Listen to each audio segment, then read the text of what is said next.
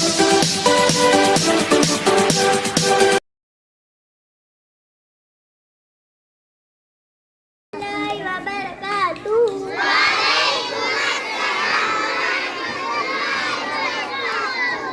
इस यौम आज़ादी जश्न के सदर मेहमान खुसूसी सदर मुदर्रिस साहब मुअज़्ज़िज़ असतिज़ा इकराम, मेरे प्यारे भाई और बहनों, अस्सलाम वालेकुम।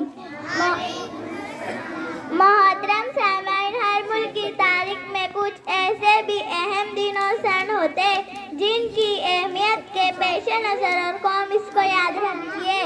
इसी तरह हमारे मुल्क हिंदुस्तान में 15 अगस्त 1947 का दिन निहायत अहम है, क्योंकि इस तारीख को तकरीबन 150 सालों की गुलामी के बाद हमारा मुल्क हिंदुस्तान आज़ाद हुआ था। इसलिए हम हर साल 15 अगस्त को यौम आज़ादी बड़ी धूमधाम से बनाते हैं और इस दिन की हैसियत एक कौमी त्यौहार की है।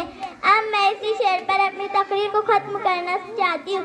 सारे जहाँ से अच्छा हिंदुस्तान हमारा, सारे जहाँ से अच्छा हिंदुस्तान हमारा, हम बुलबुले इसकी ये गुलसिता हमारा, हम बुलबुले हैं इसकी ये गुलसिता हमारा। दोस्तों आओ, इसके बाद मैं अंग्रेजी तक